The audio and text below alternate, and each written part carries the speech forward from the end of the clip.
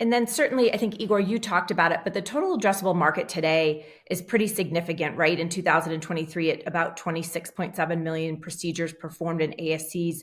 Highest volumes, as we talked about, GI, ophthalmology, pain management, ortho. Really, we consider those cases to be cases that in our realm have really already shifted.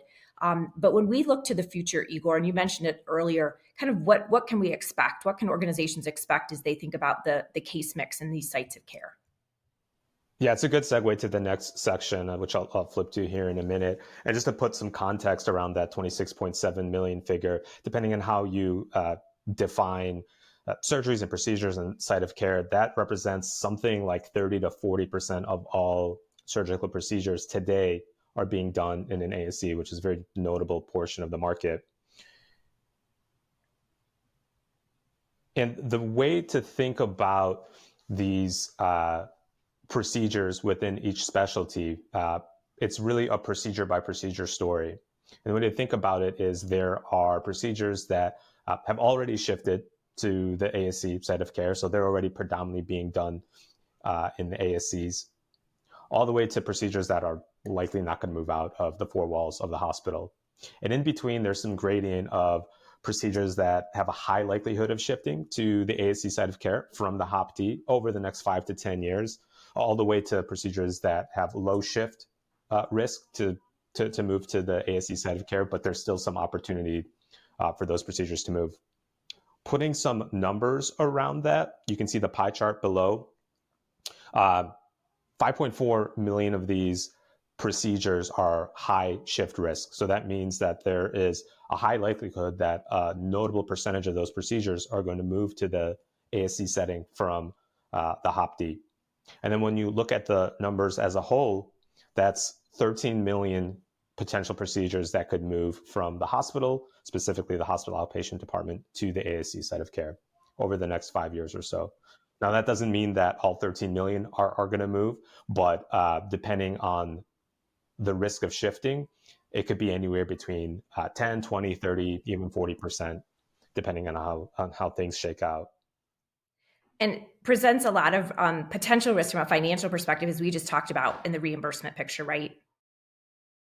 Oh yeah, 100%, and that's what health systems are thinking about. That's what medical device and pharmaceutical companies are thinking about as their oftentimes their bread and butter business, which is in the four walls of the hospital, is moving to the ASC with entities that often aren't owned or affiliated with a hospital. And then taking one step, one level deeper into what these procedures look like across these different levels of risk of shifting.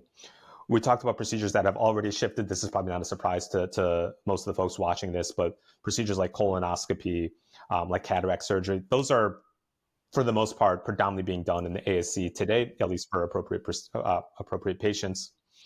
When we look at what procedures have a high risk of shifting over the next 5 years or so, these are things like upper GI endoscopy, carpal tunnel release, and even some spinal procedures.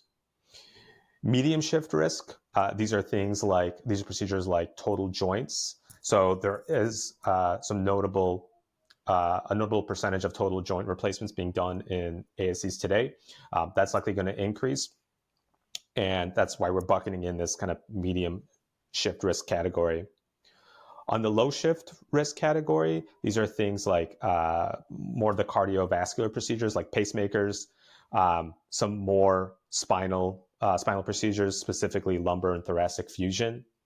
So these are more complex procedures, understandably, but there's still a risk that they will move from the HOPD to the ASC site of care. And then there are some procedures that obviously are not going to be moving from the four walls of the hospital anytime soon, like open heart surgery, organ transplant. Probably not a surprise to the folks on the line here. Amy, anything else that you'd add from a kind of procedure-specific view here?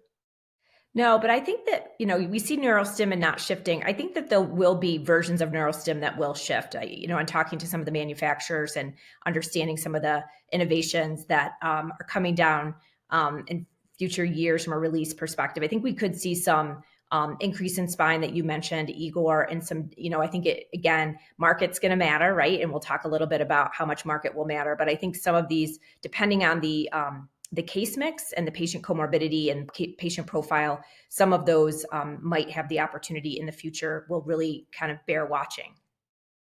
Thanks, Amy. So taking kind of a step back and just trying to get a sense of where's the growth going to come from in the ASC, in the outpatient side of care more broadly. Well, we can see, looking at this system of care, continuum of care visual, that outpatient surgical growth over the next 10 years is forecasted at 18%. Comparing that to the inpatient side of care is 2%. So a lot of those inpatient cases, they are going to be shifting to outpatient more generally. That includes hospital outpatient department as well as the ASC side of care.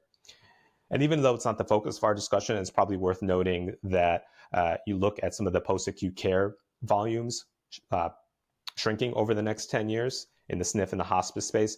A lot of that is a result of patients aging at home, and a lot of those procedures moving to the home space, like home infusion as an example.